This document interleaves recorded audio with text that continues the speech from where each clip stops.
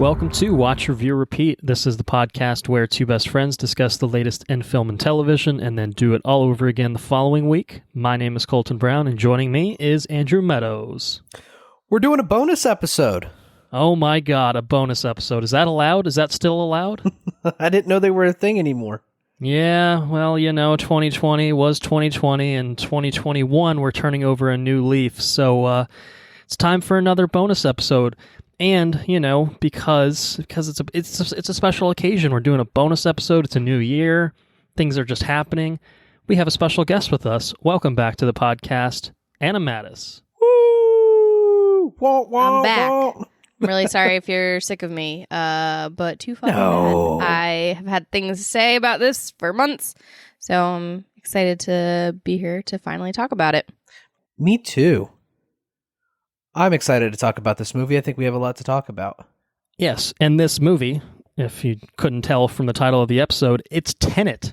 We are talking about Tenet. It's been a long time coming, a movie that, legitimately came out months ago at this point, in theaters, for the record, which is why we didn't take the trip to see it, the way we normally would. To be fair, Anna and I actually did see it, I think, in either September or October. I think September sounds right.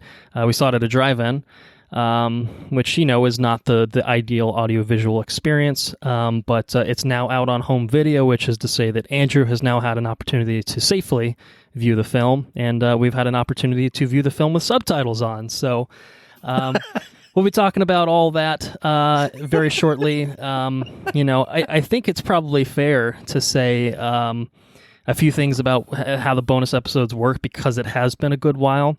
So this is bonus episode 23. It is a timed exclusive for our supporters on Patreon. So we are on Patreon. It's kind of a crowdfunding platform. $2 a month gets you early access, timed exclusive early access to bonus episodes such as this one, as well as early access to all of our regular episodes. So if you are supporting us on Patreon, we thank you for your support. We hope you enjoy this long-awaited bonus episode. No, it is not Studio Ghibli, not continued coverage of Studio Ghibli, but that's certainly still in the pipeline. But we feel like we owed it to our patrons to give them a little bit of something. And Tenet is something I think that there's a lot to talk about, and we've done a lot of 2 to 3 hour episodes lately, maybe even 4 hour episodes if you include the entirety of our Mandalorian coverage. It felt appropriate for a bonus episode. If you are not a supporter on Patreon and you wish to have early access to our next bonus episode and early access to all of our forthcoming regular episodes, you can just head to patreon.com/watchreviewrepeat or just head to our website, watchreviewrepeat.com, and then click the premium tab, and you can find a bunch of information about Patreon and you can get set up that way. Like I said, it's $2 a month. And that is just designed to help us support hosting costs and equipment costs for the podcast. We don't make money off of this. We do it for fun. We do it for funsies. And so we hope that this is kind of just a nice way to pay it back for the people that do help us out. And again, for those of you who have done so already, we do really appreciate your support. And we do apologize for the dearth of bonus episodes of late. Weird times we live in, so we're trying to establish normalcy. I know we've probably echoed that theme a few times, but here we are.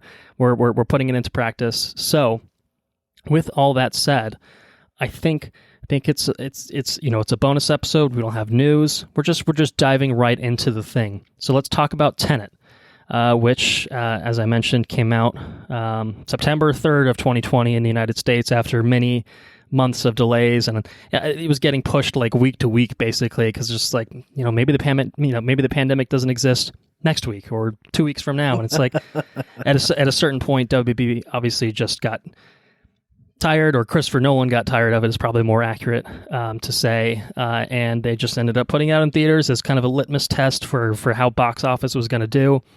Long story short, it didn't do all that hot in the United States and in North America. But it did okay overseas. I have some figures that I'll cite very quickly. Domestically, it finished with $57 million, about $58 million, which obviously is not horrible, but certainly a movie that cost a pretty penny to make, and it shows, I think, in the final product. But internationally, it did 84% of its entire business, bringing in $305 million. So it finished That's not bad at all. about $363 million worldwide. WB definitely lost money on this. I mean, I'm sure pretty much every studio in Hollywood was experiencing unprecedented losses, and so studios had to come up with a strategy to make their money back. So, you have Disney putting out Mulan with a $30 upcharge. Maybe that made them money back, maybe it didn't. Here you have kind of a traditional release of say, fuck it, we'll see who comes to theaters and risks their lives to see our movie, that they can barely understand in theaters because of the audio mix. That's fine. We'll see what happens. But $363 million, obviously, like I said, it had more play overseas where, pandemic response, the COVID-19 response was a little bit better. Obviously not perfect everywhere. By default, it's almost certainly better than what it was in America. But anyway, there you have it. A little bit of a box office story for you. It is now on home video. It's on 4K, Blu-ray, digital, DVD, I guess. Probably has a DVD version. Not sure why you do that to yourself, but probably is out there. December 15th. So, we're but at the time of recording this, it's been a little over a month since it's out. I actually got it for Christmas. So thanks, Santa. For my lovely steelbook of Tenet. Nice. And so Anna and I had an opportunity to watch it yesterday, in fact, to kind of do a refresher course on it in preparation for this. Tenet was written and directed by Christopher Nolan, stars John David Washington, Robert Pattinson, Elizabeth Debicki, and Kenneth Branagh, and a few other names. It's about a secret agent that learns to manipulate the flow of time to prevent an attack from the future that threatens to annihilate the present world. So what we'll do here is pretty traditional in how we cover movies. We'll do non-spoilers, recommendation, and spoilers. But because it has been a few months, I do think we'll dedicate the bulk of our coverage to spoilery thoughts, since everyone hopefully has now had an opportunity to see it, or if they haven't already, they'll, it's accessible now. It's widely accessible now, and so that's obviously a huge problem that persisted for the latter part of 2020. So anyway, I've been talking a lot. It's time to turn over the microphone. Non-spoiler impressions. I'm curious to hear from both you, Anna, from you, Andrew, whoever would like to chime in and talk about some non-spoiler thoughts. Let's kick it off. Let's let Anna kick it off. I guess just as kind of an initial thing, I was going back trying to remember when we did see it, and I think we saw it, I think it was September 6th, so just a few days later, and I feel like we had kind of this excitement going in because we hadn't gone to see a new movie. We had gone to the drive-ins a month before or something, but we hadn't seen a new movie in what felt like forever, and so I feel like I was just really excited, but I feel like we also both were kind of tempering our expectations because we knew it was going to be drive-in. Was looking back and I realized that the best part of seeing it was it's probably not going to show up, but it was a beautiful night. We had a really beautiful view, and all I can remember about actually watching it is that twice I had to open the car door and it screwed up our viewing of it. So it was really nice last night to watch it and not have to worry about opening the car door or turning off my headlights and all of that stuff. And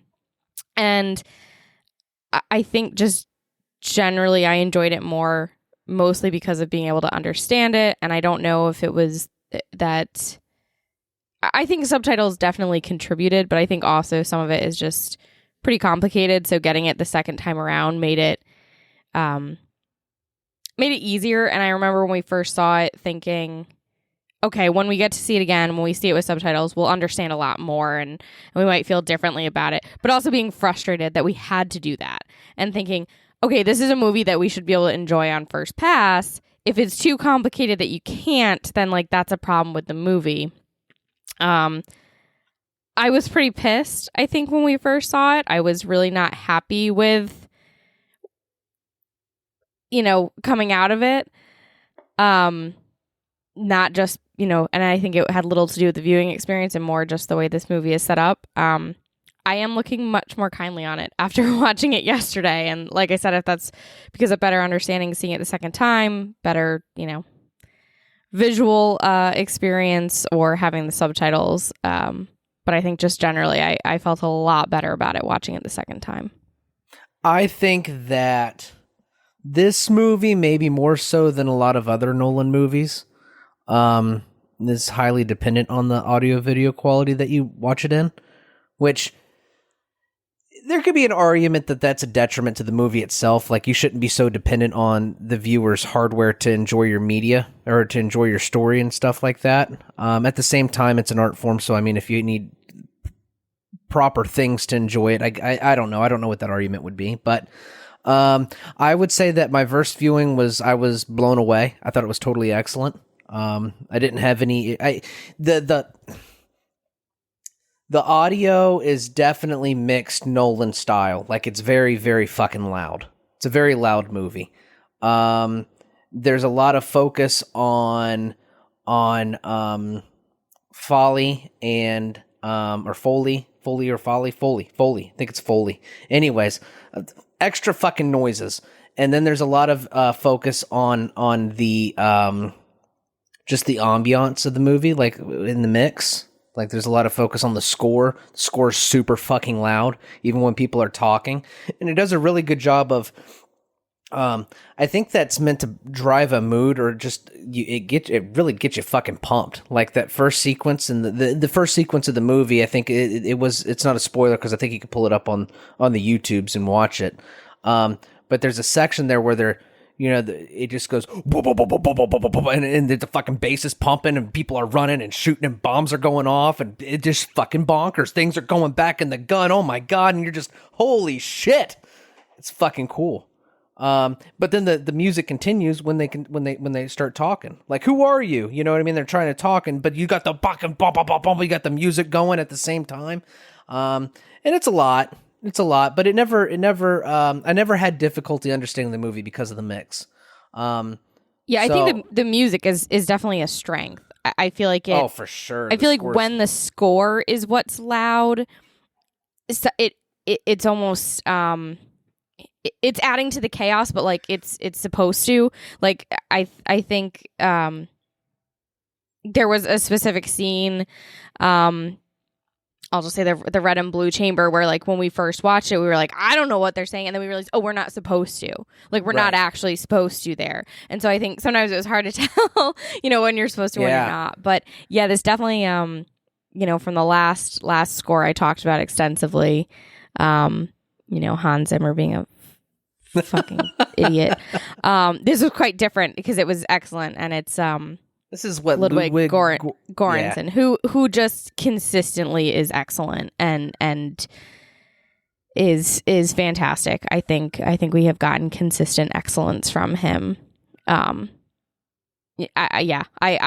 did think the score was really excellent and added to it most of the time. I think there are a few big moments where I can kind of mark, like, oh yeah, that I like know exactly what the score is there. And like you said, one of them is that opening scene, but I think that sometimes you just don't need it quite so loud over people talking, especially there are some good lines, like there's some funny lines that I completely missed the first time because I couldn't hear them. That sucks. But it was an audio car over the radio too, right? The first time you watched it? Is that how you guys do it up there? It was, but I'll be honest, this time around I couldn't hear it either. I only knew the lines were there because of subtitles. Oh. Yeah. I mean, this was definitely a mixing issue, which, I think is a bummer because I think Robert Pattinson in particular had some great lines. He was great. He is a comedic genius, for those who don't know. It's really good. Hysterical, and very funny. And so, like, I was kind of pleasantly surprised that, he's got some good lines in this that I just, couldn't hear the first time. Yeah. The only problem, I will concede, I had issues with one sequence in the movie where I couldn't hear clearly, and it was when they were on the boat. There's a sequence with them on a boat, and the levels of the water and the levels of the windmills, because it's like a windmill farm over the ocean. There, I couldn't make out the audio in that one particular sequence. It's the only one in the entire movie. It's funny when you first said on the boat, I thought you meant the sailing. Right. And that was when I was going to say, like, that's right, because they were on, like, the mics. But I actually thought it really contributed to, like, the chaos of the moment. But the one you're talking about now, I'm trying to remember if I could hear it, or if I was just so confused by what was happening, like with the windmills, like everything in that scene, or Right. not. But yeah, that's it. That's the only spot I've got. The story, I think that the it's incredibly complex. We'll talk about it. Yeah, I don't have any issues with it. I think it's a good one you walk away from thinking, and then if you watch it again, you can obviously pick out all the different pieces and stuff, which is pretty cool. But it's one of those things, like if you're really honed in on the movie, and I think you can walk away and just think about it and get it, and then when you watch it again, you can really pick up on the nuance, which is pretty cool. But it is complex. You got to kind of talk it out, which is, some people, I'm one of those people that like doing that with movies. But yeah, no, it's definitely, out of all the Nolan movies, but maybe besides like Interstellar, when he goes into the black hole and he goes back in time and he's like in the walls and shit, like that was pretty crazy. But I think this has to be the most complex of the Nolan movies for sure. It is, and it's it's complex. We can leave it at that for now. We'll try to dissect it, I think, in spoilers. And I do want to kind of usher us in that direction a little bit, because we've danced around a lot of stuff so far. I do want to ask you, Andrew. You talked about a first time experiencing it. Have you had an opportunity to revisit, or are you going off of your one? I'm going off the one. I was going to watch it this morning. Then I just didn't. I slept in. My body hurt from throwing lumber around and stuff last night. I woke up this morning to let the dog out, and I about collapsed on the floor because I was fucking sore. So I was like, I'm going to stay in bed. So I just stayed in bed for a while. I think that's a valid choice to make. Drink certainly some mimosas. No one will fault you for that. Okay. All right. Well, good to know that then, for Anna and myself, obviously it had been months since we saw it for the first time, and certainly we missed things the first time through. So this second viewing certainly added a lot of clarity for us. I think I saw it 2 weeks ago. So, it hasn't been too long. All right. Well, we'll get through it in spoilers. What I do want to talk about, at least on my end, and you guys can obviously, some of these are thoughts that you guys have already expressed, so no real surprises there. But I do want to talk about just things on more of like a technical level before we kind of dive into the complexities of the plot itself. Big shout out to the man, Ludwig Göransson, for continually crushing it. Just echoing again some sentiments that both of you have expressed. It's an amazing score. It is the driving kind of beat of the movie, really, So, especially in the sense that sometimes the dialogue does get drowned out by it. And so you can kind of just go with the flow and enjoy the moment. And obviously that's what we did the first time through. The second time through with the subtitles on, you can kind of appreciate, oh yeah, they're actually trying to explain some plot related things in the middle of all this bombastic score. And it makes you appreciate both sides of those things. Beyond that, I think the cinematography is really beautiful. I think it's an excellently shot film. Hoyt van Hoytema is the cinematographer on this. I had to look at that. And I think maybe a second or third time collaboration with Christopher Nolan here. And performances, I think, are great. John David Washington is a great lead. Robert Pattinson, as you guys talked about, is good. He's very good in this. It makes us very excited for the Batman. Elizabeth Debicki is good. Kenneth Branagh is a good villain in it. Strong performances across the board. Interesting kind of. The characters aren't, I think, the deepest, you know what I mean? Our main character doesn't have a name, you know what I mean? So it's kind of, that's really kind of not the point of it, is that, everyone's kind of in service of this greater thing to prevent catastrophe, global catastrophe and such. So, I think the movie very definitively follows the rule of cool in the sense that it's about the set pieces, it's about the experience of it. And it's not to say that, it's not to say that it doesn't all come together. I think certainly, again, on rewatch, I appreciated it more in the same way that Anna did. I think that it's good, but to me, it doesn't ascend into the kind of I don't know. I guess the level that I hoped it would be based on the trailers. But that said, I did really enjoy it, and I think, I don't know. I guess I'm a little bit of two minds of it in the sense that I enjoyed it a lot, but I just kind of wanted a little bit more out of it. And I think a lot of it is still me trying to wrap my head around like the mechanics of inversion and how that plays out in certain sequences. Like I appreciate it for all the cool things that I saw, but I'm still not sure that it equals the sum of all its parts in some ways. But maybe it's one of those that the more you sit on it, the more you dwell on it, the more we talk about it, the more we hash it out. Maybe things kind of change on that front. So I think kind of on non-spoilers, I kind of wanted to do a little bit of a dump there to again kind of usher us into spoilers in just a little while. But I think that's really all I have for the most part on non-spoilers. It's good. We've hashed out the audio mix stuff. I had my issues with it. Watching it with subtitles is certainly, I think, the way to go. But at least on a second viewing, if you want to do a first pass and see if you can absorb it all, it's a movie that is designed, for better or for worse, to be watched multiple times. And that's fair. Anna and I talked about this, and I think she's kind of said this already. But, sometimes it's not fair to expect your viewer to have seen something multiple times and enjoy it and appreciate the full experience. Clearly, you enjoyed it off of one experience. And so maybe our view is not indicative of everyone else's. But I do think that, certainly for a general audience, a blank slate general audience, I think a lot of this movie is going to fly over people's heads. And I think that's where the rule of cool works, is that people will still enjoy it because it's fun to watch, it's cool, and there's fun sequences and cool things that happen. But the intricacies, the little nuances, I think that's going to be something you have to really dive into it and maybe see multiple times to appreciate that sort of thing. So, and that's cool too. 2 times in, it's something. So, well, and I think for me, it's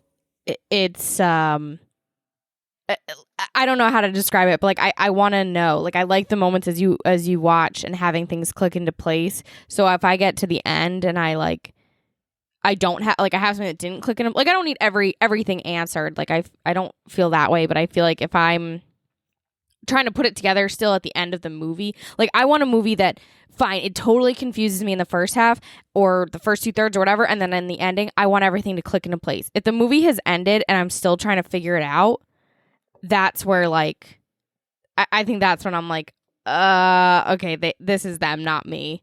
I feel like my logic skills and puzzle solving is pretty good. So I think that was kind of that stuff going over my head. I think I would have been fine. It was more I recognized that things needed to be solved but couldn't figure it out. And I think second viewing, it felt more like I wanted it to, where the last third things were clicking into place. Right. I think maybe to follow up on that point, what the comparison I would make, and I think this was certainly more true of our first viewing in the drive-in. It's one thing to watch something like Inception, in the conversation after is the top still spinning or not. You understood everything that came up until that point. You're focused on oh shit, there's an ambiguity in this ending. How do we tackle that? You clearly understand the mechanics of it, because correct. Now you're asking questions about Yeah, you're worried about oh shit, what happened with this character? Where did the plot go? Here, it's again, especially on the first case, it was just what was that third act? What were they doing there? What happened there? Who are these people? What is happening? Why were they doing any of this? It was really not about oh man, I can't believe that it built to that ending. It was huh? Your questions what? Because you didn't, the whole, all the mechanics and everything of the movie just went completely soaring across your head, way over your head. Yeah, and not to toot my own horn or whatever, but I like to think of myself as fairly intelligent. You know what I mean? And it's these are the, Did you get it on the second viewing? I think so. I think the second viewing is where a lot of it clicked into place. So the ability to the ability to hear what's going on is a huge. Because you two are far smarter than me. Okay. You would have no problem getting the movie. I don't think if you had not that it's mixed to be in a fucking 5.1, 7.1 surround sound movie with a clear center channel. When you put all the fucking shit in a 2.1 mix over the car, everything's fucking muddled together. It's a muddled mess. and that would be incredibly frustrating. Incredibly frustrating. So for you to have the audio that you have at your house, and now with the subtitles too to aid as well, and now you enjoyed the movie. It's not frustrating anymore. I think that's part of it. The movie is so tied to. It was almost. Don't get me wrong, okay? This is a bad comparison because this was very, very bad. But it's almost like, and I don't even know if this is the case because I haven't rewatched the fucking episode because it was so bad. But like Game of Thrones, when it's so dark and you can't see anything, but if you have the things to see in the dark, then it's okay. You know what I mean? Yeah, I had the same thought when we were talking, like when we first started talking about this, because I was thinking like, with Battle of Winterfell, like even when I watched it in pitch black, no lights on, still couldn't see shit. Like I still couldn't see shit, and so that's how. I mean, it was better with no lights on, with my TV brightness turned up, like all of that. Although then I mostly felt that you could just see the pixels so clearly because HBO is streaming garbage. But with this, it was more like I think it definitely was improved, but I still needed the subtitles. Like I said, like those last few lines at the. We'll get to it, but these few lines that like were really funny, like I couldn't actually hear them. I mean, I could read them. And I think part of it is like when people were speaking very like performatively and almost like giving a speech of some sort, then you can really hear it and understand. It's more like the conversation that it just feels like it's not prioritized. And I think I'm remembering now that we had a conversation when we first saw it that was like Christopher Nolan, I think, forgets, like he gets so into shit that he forgets how it feels to like see it for the first time. Right. And he doesn't really care about making it easier for us mere mortals. When like it's not that we're mere mortals, it's that we haven't been living this for the last, however many years that he was, putting this together. But yeah, I think it definitely makes a difference because there were things that I didn't need the subtitles, like that I did understand more. But he still just needs to. It's like Dunkirk. I just think I think that he takes all the sliders on his mixing board, and just and fucking puts them all the way up, cranks them all the way up. Yeah. So and it was fine in Dunkirk because nobody talks. Like there's no talking, so it was perfect for Dunkirk. Fuck, but for this, movie. When like you need to understand what's going on through the like dialogue and exposition, it didn't work as well. I mean, this movie at times is a bunch of Banes talking to each other in terms of mixing. Like it's people in masks, it's a bit of that, kind of throughout, and it's frustrating, and it's fine when you can. It's fine if you have the right setup. I agree with that sentiment. If you have the right setup, you shouldn't have to have it as the argument. I understand. I'm not saying you should be watching this shit on your Apple Watch or whatever. If Quibi, watching it with a Quibi subscription, watching it with your Quibi subscription. You shouldn't. This is not a movie that you should be doing that with anyway. Absolutely not. Like this is the movie that thrives regardless of mixing, woes or not. It thrives in a pristine audiovisual environment, and certainly to speak on our experiences, the drive-in is obviously not the best audiovisual experience you're going to get. It's better than your Apple Watch. It's better than an iPad. It's still a big screen. The sound obviously leaves a little bit to be desired, but it's not that bad really. It comes down to the mixing and part of that. So to kind of bring it full circle, I guess. I mean, we watched it here. We watched it on 4K. I don't know how it works. Did you end up buying it digitally, or how did you end up watching it? I bought it on, I think, Apple TV. Okay. Did they keep the IMAX ratio for the 4K digital release? No. Wow. Sounds like you need to buy the 4K Blu-ray then, because 60% of this movie roughly is in the IMAX aspect ratio. I was pretty let down because I remember that whole first sequence is fucking. Yes, IMAX, that is all. I IMAX, saw correct. that. Yeah, I saw that sequence. I can't remember what we saw it in front of Star Wars. We were talking about that. That's right. A while back. Saw it in front of Star Wars. They did the IMAX prologue. Yeah. So I was like, I'm pretty sure they shot this shit in IMAX. Like, oh fuck, and then they didn't fucking broadcast it that way, so it sucks.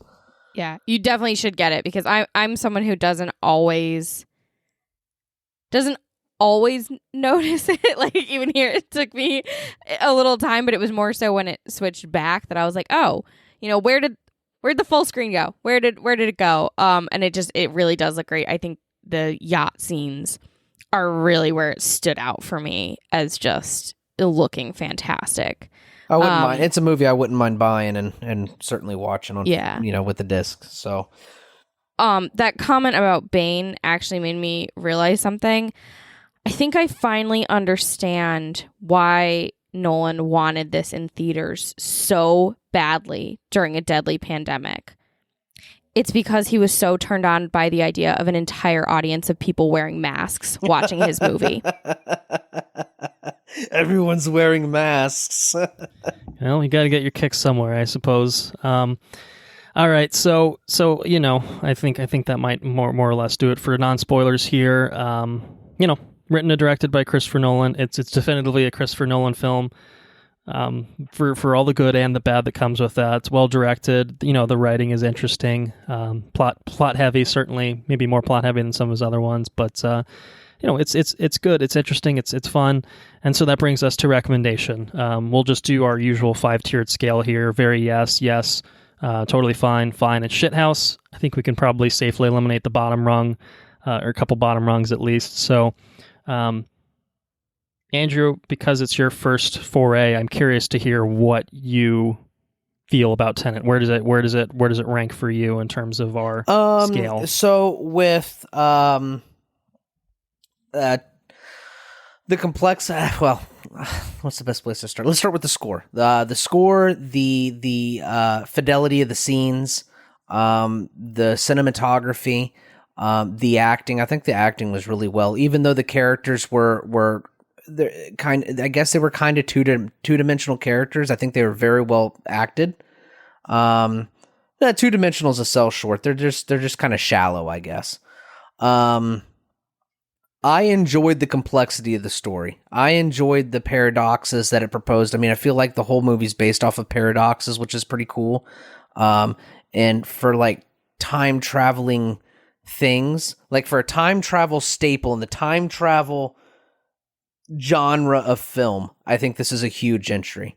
I do think that there is there's a crutch to needing proper equipment to enjoy it the way it was intended, which is I don't want to knock it down because it leverages it so well. It sounds really fucking good when it's, you know what I mean? It's like, it's just a completely different experience though. And that's the bad part. So I think that's probably why Nolan was hammering for everybody to go see it in theaters, because I don't think Nolan's an ignorant person. I think that he knows that this movie leverages so much of what it has. That's my opinion. So what's your ranking? My ranking, I'm going to say that this is I'm going to say it's a very yes movie for me. It was a very yes movie for me. My jaw was slack-jawed the entire movie. And then when he fucking, God, I can't wait to get into spoilers. When it was set for me when a certain thing happened, and I was, I'm very yes. So I forgot about it until I just remembered it. But yeah, I'm going to say very yes movie. I had a thoroughly good time watching this movie. I didn't have issues with the audio mix. There was a very small, probably 30-second portion, not even 30 seconds. There was one bit of dialogue, a couple of sentences that I missed because I couldn't understand it because it was so fucking loud. But I think I dialed into the movie after that. It was right after the beginning of the film. And then after that, I really didn't have any issues understanding anything. The complexity of the story left me a little bit, but I mean, by a couple of hours after I watched the movie, I put most of the pieces together in my head. So I was able to muddle my way through it. And I enjoy doing that after a complex movie. So it's very yes for me. I had a really good time with it all the way around. Yeah. I think too, like, with subtitles, I think you should watch it with subtitles, because I think you might even like catch some lines that you missed the first time through. I think for me, like, after watching it the first time, I probably would have said fine or totally fine, because I was quite frustrated, and and I'm sure we'll get into it in spoilers, but that idea of the double pincer, I felt like I needed that. Like I needed the benefit of having watched it once to fully enjoy it the second time. So I think having watched it a second time, I do put it higher. I would say yes. I thought this was a good movie. I feel like I felt so much better, at the end of watching it last night versus when I first saw it. I think it's one of those things where probably if I had, the better quality of the audio and subtitles the first time, I probably would have liked it better the first time. But I still think the second time it's kind of essential, especially for the timeline of it, in really appreciating it and really enjoying it. I think the things that you mentioned, like the cinematography, the score, the acting, those were all things I appreciated the first time, but I couldn't fully appreciate them because I was so frustrated at the mixing and at the not being able to fully engage with the plot because I was missing pieces.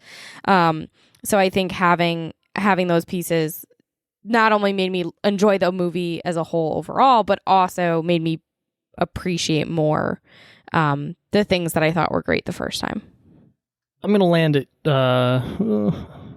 Yes, myself. I think Anna and I obviously shared the same viewing experiences both times, and that we watched together both. And I think we felt pretty similarly after both viewing experiences, which is to say, I probably would have gone with Totally Fine on first pass, while adding the caveat of just being like, I don't even feel comfortable reviewing this film because I don't understand it enough to do that.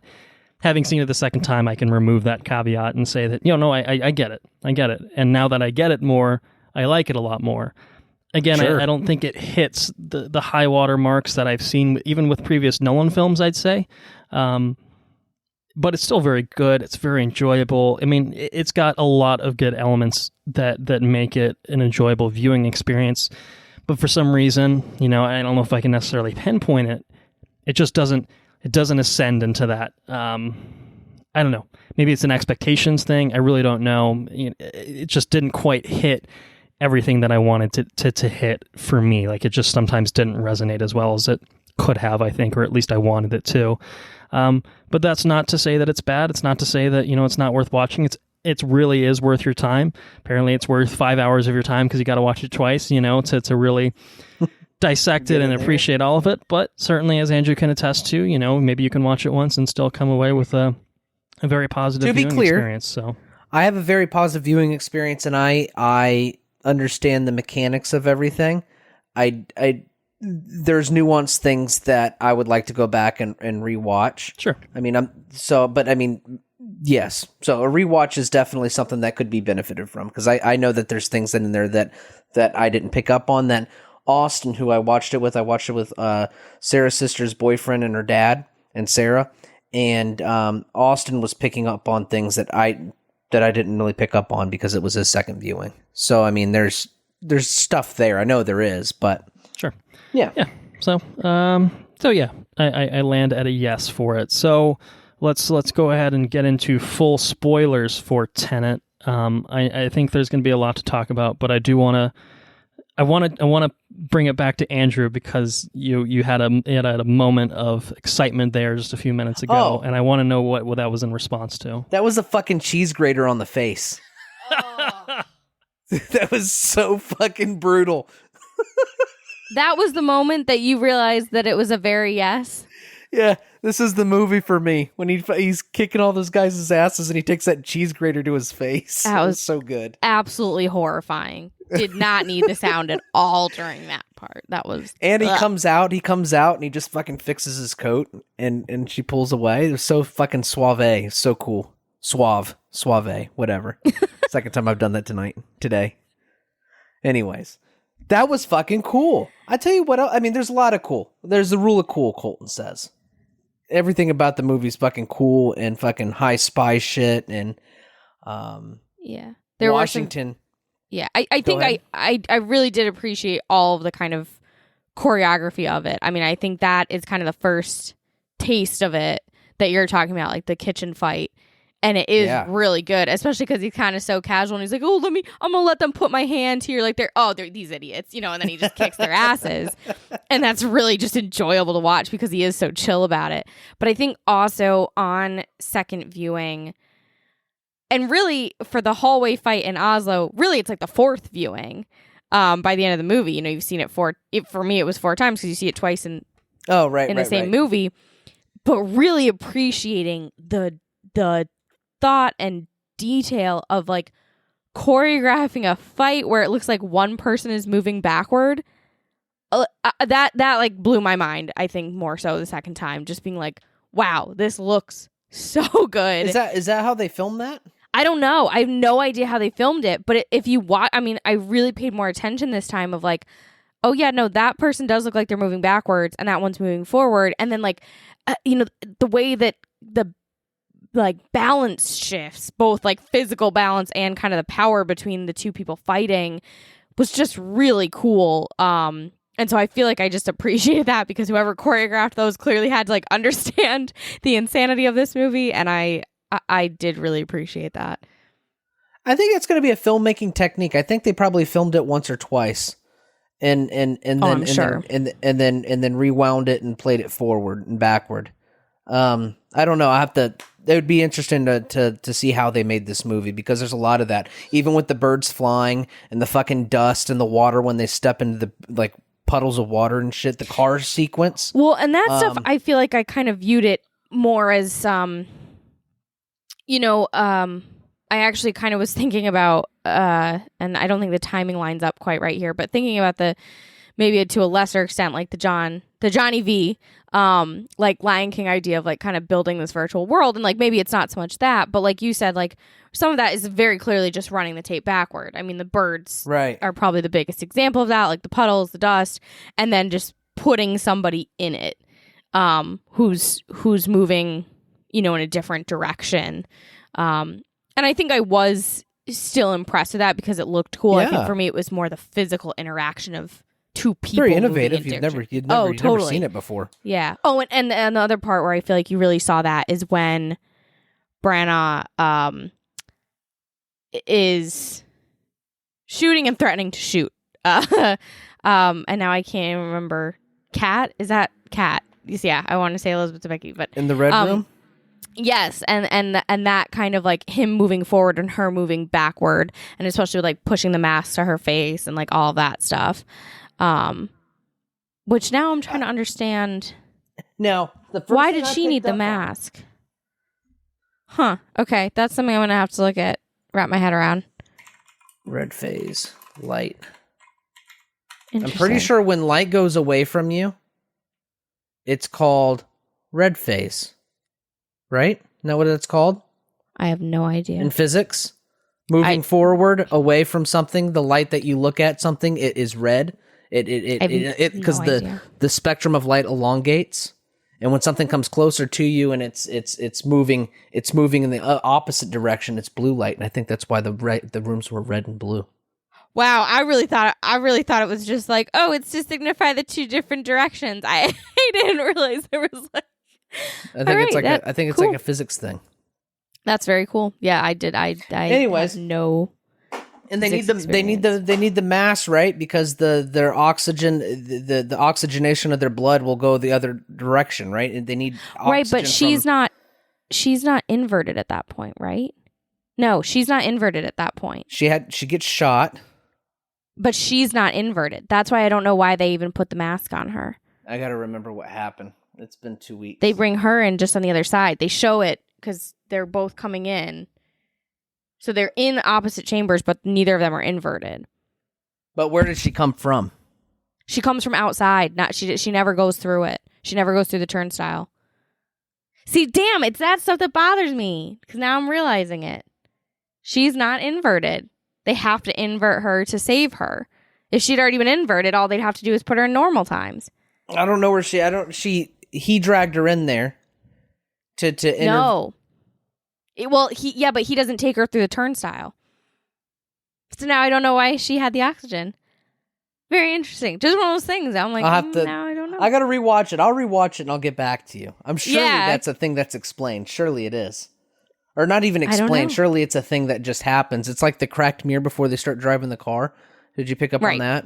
Yep, I did pick up on that this time. There were a few things that I noticed more this time. I think the thing I mentioned earlier is about the timeline. There were absolutely things in the timeline I didn't understand. Like I had not caught the first time that Michael Caine says the thing about the bombing at the Opera House being on like the 14th or on the 12th or whatever it was. Like I didn't really pick up on the significance of that until the second time, like just the dates there. And I think kind of one of the bigger things that I didn't notice, and maybe it's because I was paying attention, focusing so much on making everything else make sense, is the first time I watched it, I did not understand the algorithm. I didn't understand. I understood that, like, okay, they have to stop this thing from going into effect because it's going to end the world, but I didn't understand how it was going to end the world. And this time I did. And so that was one of the things that I really appreciated because it wasn't just a throwaway. Like, I think sometimes movies have, like, these big implications, and they're like, we don't need to explain to you why it is this way. And this movie what do did. they call that? I They just call that something. It's called what? Oh, Is that that's not a MacGuffin, is it? I have no idea. Like it's a Colton. You should know this. I think I'll look it up. You keep talking. I'm sorry. All good. No, I just I think there were things I really appreciated more on the second pass. Like understanding it, because then like I said before, I could focus more on the characters and their interactions and like the performances and the cinematography. I think I appreciated both times because there are just, I mean, especially the Amalfi Coast shots, I just thought were just absolutely gorgeous. Is that where she was over? Shot. Was she on top of the thing there, overlooking like the? You know what I'm talking about? Yeah, where they have the dinner. Yeah, and that's like where the yacht is. Where's that at? It's the Amalfi Coast. The Amalfi in Italy. Coast. Holy shit! Not that the place is later gorgeous. scenes, because the later scenes are Vietnam, but the early scenes with like the boat and the yacht and the dinner party, those are the Amalfi Coast. Oh my goodness! And it's just gorgeous there, and I highly recommend visiting. It's beautiful. It's been almost 6 years since I was there, but it was great then, and looks beautiful here. And Looks good I think on TV. yeah, exactly. But yeah, I think the performances I really appreciated more this time, even though I appreciated them the first time around too. I think Branagh was excellent. I think a little concerned when I first watched it, thinking, oh, he's going to be a little too over the top, like Russian. But then I thought he was excellent. I thought he was really, really good. I thought he was perfectly menacing. God, So that where man does can the grow a beard? On the second viewing, one thing I don't clearly understand: the lady sends the Priya sends the algorithm to him, right? What? Where's the algorithm come from? So the algorithm comes from the scientist in the future who created it. And what she does is And it's her though, right? It's not Priya. No, Priya is not the scientist. Oh, She just knows about the scientist. I thought she was the scientist. No. Okay. No. I don't think so. No. Yeah. No, I liked Priya. I also like Priya more the second time. And so it's like her ending is kind of not disappointing. Like it makes sense, but like that was another thing that I think I understood better, like him being able to show up there. And yeah, I think the performances were all really good. Elizabeth Debicki was good. I thought Robert Pattinson was fantastic. I just in recent years, I just feel like I've appreciated so much more his capabilities and his. Did you watch acting. Lighthouse? No, I feel like Lighthouse is going to be like a post-pandemic thing for me because I think the isolation just feels too. It's fucking bonkers. What a movie. Too close, but he's also, like I said, comedic genius. So like the line at the end that like I had totally missed the first time is when he's like, "We get up to some stuff." Like it just was very funny, and I liked the delivery of that a lot. And yeah, I thought the performances were great, and I thought Elizabeth Debicki did a good job of like bringing kind of that humanity to the story, because it is, you know, you've got the humor and like the friendship and the other stuff, but I feel like she really kind of brought the human side to the plot, you know, with her and her son. And I thought she was really excellent in her, like the end scene on the yacht. Just felt, I could feel her, you know, anger. It felt palpable. And that kind of last line of, I'm the vengeful bitch you scarred on the outside, is just really, yeah, powerful. He's a pretty shitty dude. Oh, yeah, he's awful. My God, when he puts the cufflinks in the belt, Jesus Christ. No good. Bad man. Yeah. And I also, sorry, just one other thing I liked more on second pass was realizing the origin of him, and realizing that thing he found as he was digging through, you know, nuclear waste, like had his name on it. And I think that made it even more like, you know, again, the pieces fitting into place. Like, this man is dying of cancer because he was around that nuclear waste. Like, that's why he has cancer. Like, that's why he's dying, because of this. But he was around that nuclear waste, and that's how he got his fortune. That's how he got all this power. Like, the fact that he pulls this thing out of the muck and it has his name on it and a bunch of gold bars. Just, yeah. I appreciate that more this time. I was just going to chime in and say, you know, if you want example A of Kenneth Branagh, not the actor, but the character, Sator, yeah, and being a piece of shit, is his apparently tried and true method of cutting a hole in your throat and stuffing your balls in it so you can choke on them or something like that. Right. We didn't actually see that depicted. It would have been rated R, maybe NC-17 if they tried to do that. But I think it was PG-13. But yeah. There really wasn't anything in here. I think there's one. I think he gets the one fucking, or the one fuck, you know, the use of the fuck that's allowed. Other than that, it's pretty bloodless. I mean, when he slips and slides off the boat, it's pretty graphic, and that he's you know. Oh yes, that was the physics of that. You know, just you know, yeah. pretty rough looking, pretty rough looking tumble there off the yacht, but a deserved one. But yeah, I mean, I think it's a, you know, a lot of it's people dying, but it's bloodless dying, so that's okay in America, so it's fine. Yeah, I you know, full spoilers. I know we've hit on a lot of things. I'm thinking, you know, there are set pieces, there are sequences in this movie that I think, you know, stand out to me, and so that's kind of, you know, what I think I want to talk about for spoilers. We talked about the prologue a bit already. But it's certainly a hell of an introduction to the film.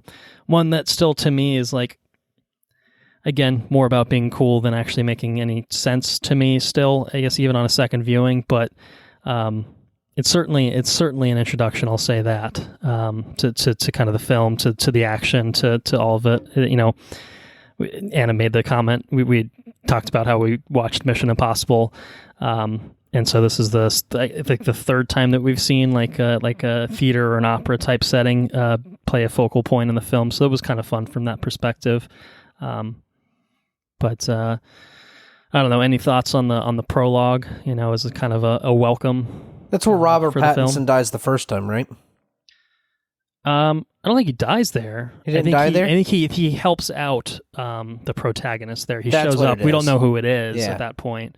But yeah, that's what it is. Right, but we know it's him because of the tags that he has on his backpack, which are then seen again 2 more times. They're seen on the, you know, dead body of the you know, guy who picked the lock and then gets shot in the head, and then after that on, you know, on Neil's backpack, and that's when the protagonist puts together that, okay, Neil is the one who just sacrificed himself, and he's the one who saved me 2 weeks ago. Today. Right. Oh, wow. Same day. Good Lord. Neil is in a lot of places at the same time. He was recruited by what's-his-face, too, wasn't he? By the protagonist, yes. Sometime in the future. Pretty cool. Yeah. Yeah. It's cool. I did like that. This is the end of a beautiful friendship for me. It's the beginning for you. It's very, very cute. And I liked that, too. I think I appreciated more the Diet Coke scene towards the beginning, you know, when he says, "And a Diet Coke for him," and he's like, And he's like, oh, you never drank on the job. And he's like, oh, you like researched. And you Oh, can tell Neil's right. kind of like, nah, I'm friends with you. Like, I know what you do, And then when he's like, you prefer diet, he says, I prefer soda water. And he's like, no, you don't. Like, and it's not just I that he remember does that research. now. That's like, it's his friend. And like, he can't reveal it then. But I think that banter was more fun, like knowing that. I forgot that he shot himself in the arm. Oh, stabbed. Yeah, he stabs himself in the arm. I forgot about that. So when he's like, oh, and he's all hurt. And I'm like, what the fuck happened? And yeah. It's because he stabbed himself in the arm. Don't stab yourself in the arm. It won't be a problem. No big deal. I don't know how he doesn't know these things. Yeah, just to pick up on that point, second time through, what I'll say, first time through is John David Washington, Robert Pattinson are both great. They play well off each other. They're enjoyable. The second time through is when you really do appreciate the nature of their friendship, the nature of their partnership. And so, I'm just kind of repeating what's been said just a minute ago, but that is something that stuck out to me the second time through that I think is worth reiterating, is that you feel a friendship there. And, it's interesting because I think the first time through, you kind of don't, like, you can maybe Well, you question, don't know to trust Neil or not. you question right? the loyalty of Robert Pattinson, like, oh shit, is he a bad guy? Is he working for someone? Like, I don't know that I really ever fully got that sense, but certainly he's not showing off the full hand, and the protagonist is obviously wary of him at certain points throughout the film, and then the second time through, I don't know, to just kind of have that full story, to know how they're experiencing this through kind of the opposite directions in terms of the timeline. It's a really interesting kind of setup, and I don't know, I like that a lot. I like that aspect a lot. I mean, I think the time travel aspects of this film, I think there's a throwaway line of, Clemence Poissy says something like, don't worry about it. I don't remember exactly what she says, but when she's explaining the mechanics of inversion, she's like, don't think about it too much, or something like that. And so I kind of have to do that sometimes with this film. I think the third act in particular is where my brain just goes to mush, thinking about the mechanics of the temporal pincer movement and the red team, blue team going opposite directions. I'm just like, look, I don't understand any of the sequence, but I think it looks cool, and so I guess I'm just going to have And to the fucking okay building, with that, they blow the building up twice. One yeah, from the top and that one sort from of the thing. bottom. I'm just like, look, this looks awesome. The visual effects, I didn't talk about the visual effects. They're really good throughout. You guys talked about Anna talked about the sequence of the reverse, protagonist fighting regular protagonists, and like seeing that kind of a couple times. Like, yeah, the choreography is really, really impressive. The visual effects in general are just also awesome, and one thing I appreciate, I think, about Nolan films in general is, you're not getting CGI characters. You don't have a Thanos in here. It's a lot more grounded. It's a lot more realistic, but it's still effects heavy, and some of that is practical. I think the plane in the airport sequence, pretty sure they blew up that fucking plane. And they rolled over the for fucking realsies. cars on the highway. Yeah, I believe they actually did. There was because I feel like there was some drama around it, but about them like actually driving a decommissioned plane into a building. Yeah, Which is, like peak Nolan, but he's a super practical effects dude. All the car chasing and stuff, that's all practical. It's really cool. And that's what makes this movie so innovative. It's a time travel movie that's grounded in practical effects. It's fucking cool. yeah. Yeah, it is, and it makes it feel realistic. I mean, it makes it feel grounded. I mean, this is. I mean, if you deconstructed this plot, and it'd probably take a while to do it, really, but if you deconstructed it to talking about like, it's an algorithm that reverses the entropy of the world, and like that's some pretty insane out there type of shit. But it works in the context of the film. Like, you buy into it because the characters buy into it. It feels like a real world, and it's like. Yeah, I mean, at its core, it's fucking time travel, and like maybe time travel is theoretically, physically possible on some level, which I think that's probably disputed anyway. But like, it just kind of it works. I think, again, not that I understand the mechanics of it, and when the movie tells me at multiple points to just say it's fine, it's the Looper approach in some ways of saying don't worry about it too much, don't think about it too much, or your head's gonna go in circles.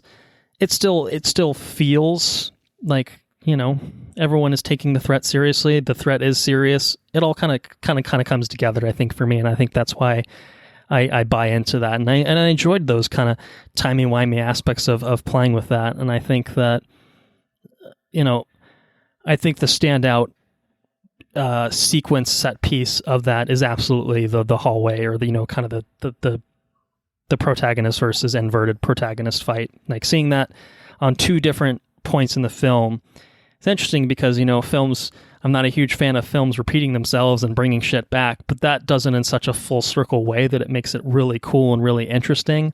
And just obviously the choreography we talked about with that, but I don't know, just as a sequence there, it's just really fucking cool and really innovative. Much like, I think a lot of this film is innovative in many ways in terms of how it approaches that, but that to me is, for me, maybe my favorite kind of sequence in the film, sequences, I guess, because we see it a couple times. Like, that really works for me.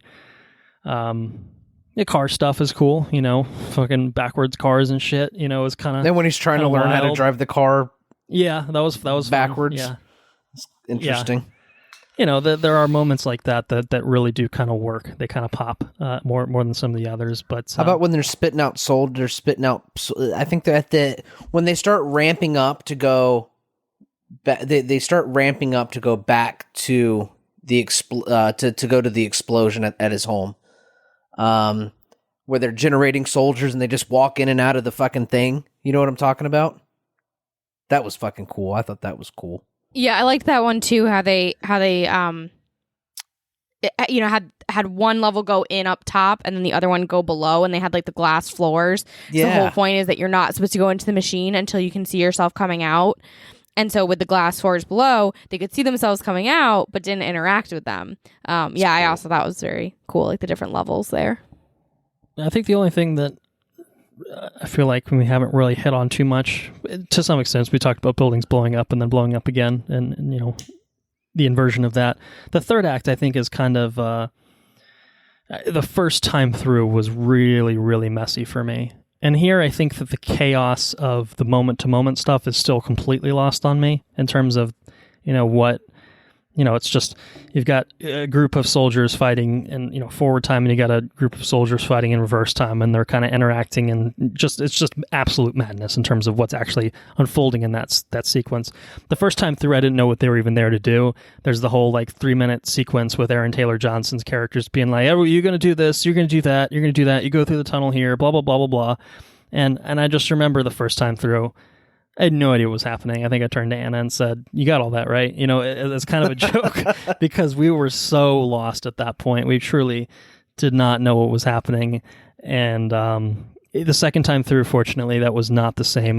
The kind of mechanics of what he's directing them to do, it makes more sense. And, it's a lot, I think, to kind of absorb, to get, I think, right away. But even if I don't understand the mechanics of this person on blue team doing this, what's the consequence of that? Like how that all kind of unfolds is still kind of, I don't know. Like I said, my brain turns to mush a little bit, but it's cool looking. And I think the more important part of that third act is the stuff that happens kind of in the tunnels with Aaron Taylor Johnson and with John David, with the protagonist, and with Robert Pattinson, Neil, just the kind of moment there, and the red tags kind of particularly, kind of seeing what's going to happen, and then, it all kind of playing out where, it works out, and then you kind of have that moment where they realize, oh shit, Robert Pattinson's got to go in there and basically die, it's a pretty, I don't know, it's a moment that kind of worked for me in the sense that, that I can understand on kind of a more visceral level of just 3 people in a room, 4 people in a room with the bad guy. That all kind of makes sense to me. It's the soldiers running around that I'm just like, whatever. I'm not even going to touch this stuff right now. So I don't know. And I might be thinking about this wrong. Together, so you can, seeing that you guys have watched it twice, I thought about that sequence as them winning the battle as what's his name? Sador, yeah. I think Sador. Yeah. As Sador has completely predicted the future in every aspect of his life. They're doing the same thing, except they're doing it on a battlefield. You got the sequence from the people coming in from the at one period of time, they're coming in and telling the other group of people what the fuck to expect on the other side. Right. And in a way, because of the what's happened, they also can kind of tell them what they need to do. Right, exactly. They can kind of fill in the gaps of well, everything worked out. So like, this is how it has to go. And obviously like a little bit of that is then isolated down to Neil because as we know, Neil never makes it with his team to the containers, to the storage containers, the shipping containers. That's what they are. Because he then goes back in time again. Like he exists on that date in that world like 4 different ways, which is kind of wild. But yes, I saw it that way too.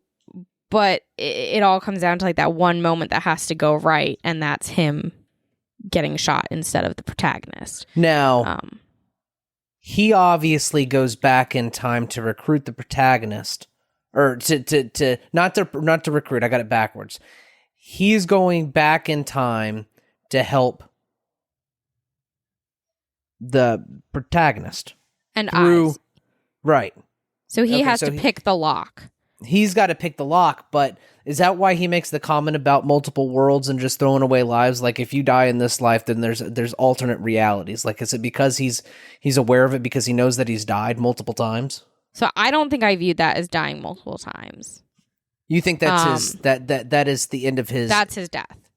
See, I don't know. I think dying. I think he's aware of his time travels. Well, yes, of course, because I think he exists more in the future. Like, I think he's probably inverted more than he's that's kind of how I viewed it. But I don't think it's that he dies multiple times. He dies once. It just happens to be in his past.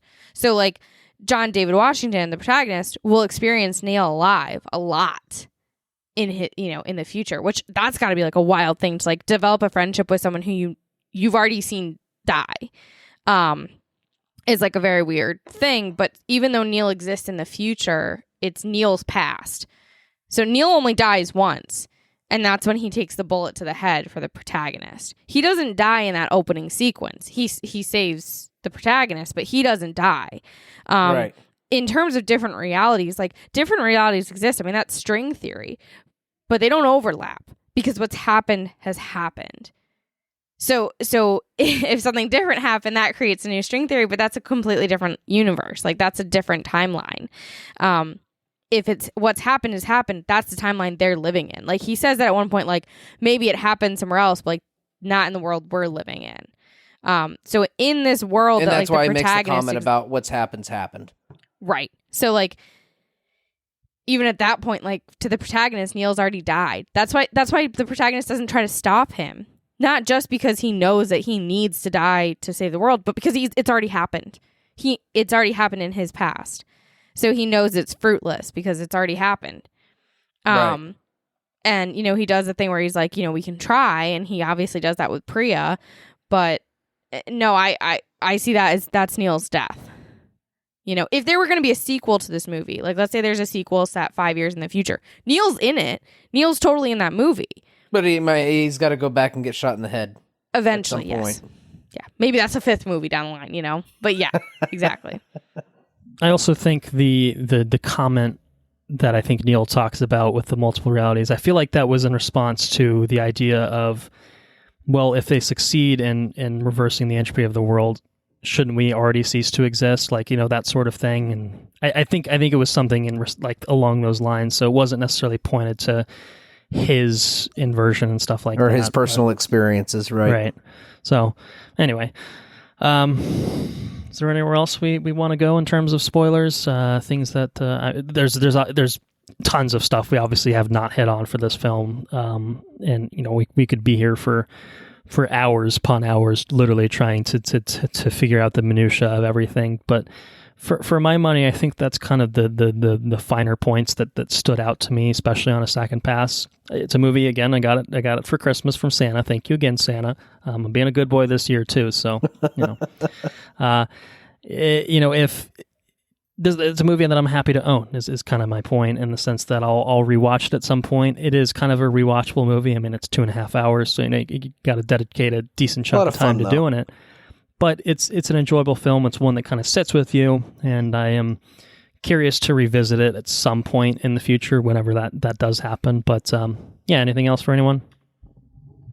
No, I mean, I would just say that I think it is one that, like, I will appreciate more on further viewings. Like I think it's probably one of those movies where like we'll notice something new every time we watch it. That's cool. That's cool. And that's kind of how I feel about Inception too. Like I think that's a movie that like every time I've gone back and watched Inception, I've noticed something new that I appreciated. And I love Inception. Like I think it's excellent. But I think I'll like this even more on further viewings. Andrew, any final thoughts on Tenet? I like Christopher Nolan movies. Okay. Well, this is definitely a Christopher Nolan movie. Yes. Okay. I fully agree with that statement. Where does it stack up in terms of the Christopher Nolan filmography? I mean, you've got one viewing under your belt, so maybe that's an unfair and a little bit of a loaded question. But upper tier, lower tier, somewhere in the middle. I think it's not the best Christopher Nolan movie. I say it's a very yes movie. And maybe I say it's a very yes movie in comparison to all the other shit we got last year. Valid, certainly. So maybe I need a palate cleanser, but at the same time, it's not the best Christopher Nolan movie.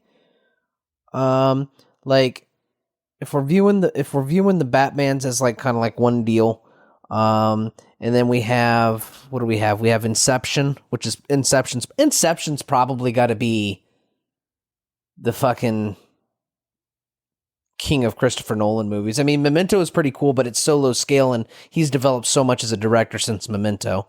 Yeah. Same thing with the Magic movie. That one, Prestige.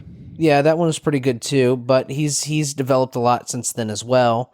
You know what I mean? So I feel like Inception we start seeing big Christopher Nolan, I think, with the Batman films, and then we see a return to him going to those story twist things post Batman, and when he comes back post Batman, he's come back with the understanding that he can utilize these fucking funds and make big fucking movies. He makes big movies, and they're cool.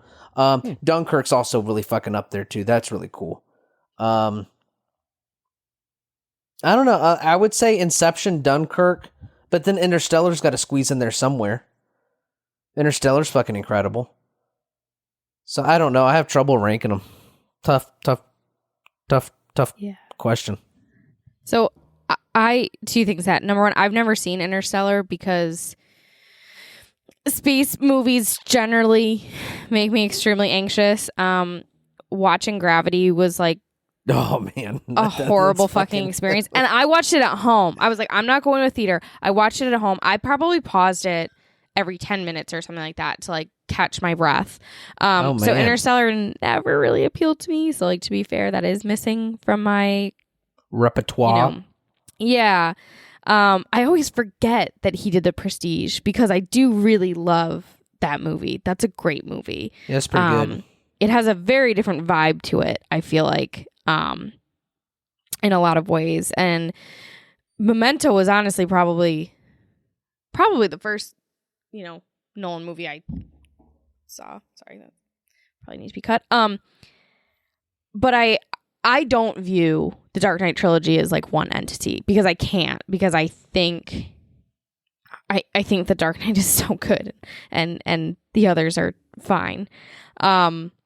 So I definitely view them separately. I think Inception, I think the Dark Knight for me is just it's always going to be my favorite just because I think it's so fucking good. But I think Inception is kind of a close second. And then everything else kind of feels tied because I do love The Prestige. I do love Memento. I thought Dunkirk was excellent, and I actually we talked about it a lot recently, and I want to rewatch it now because I haven't seen it since theaters. And I want to watch 1941 again. That was fucking stupid. You mean 1917? What'd I say? You said 1941. Why would I say 1941? I have no idea. I don't know either. Yeah, maybe whatever. You were thinking of the 241, which was the plutonium in Tenet. Maybe that's what it is. Probably. But yeah, I Dunkirk I would really like to go back and watch. And then I do think this, like I said, on second watch, I mean, I wasn't excited to watch it last night. I was not excited. And at the end I was like, that was good. That was really good. So yeah, am I missing anything? Not really. Okay. Yeah. I feel like Dark Knight, Inception are pretty much top two no matter what, and then Prestige, Memento, Dunkirk, and Tenet kind of tied for third practically. So I'd have to rewatch all of them to really give you a good hammered out list, I think. Nolan bonus episode? Anyone? Maybe. To be fair, we've done the Dark Knight trilogy previously, so we've knocked out 4 with Tenet, I guess. So Prestige, Inception, Interstellar, Dunkirk. Yeah, we could wrangle up an episode if that was of interest. But yeah, I mean, for me, I think Tenet probably stacks up middle to lower tier Nolan for me, with obviously the potential for it to rise in kind of the rankings. For I don't know. For me, I think The Dark Knight, Inception, and The Prestige are probably my 3 favorite Nolan films. I think The Prestige is actually probably my number 1, has been for a long time. I just think, I mean, it's different from his other movies, undoubtedly, but I just love that film. I think it's an incredible cast, and it does have a good cast. The story, I need to watch it me, again, too. That's a movie certainly that rewards rewatches in a huge way.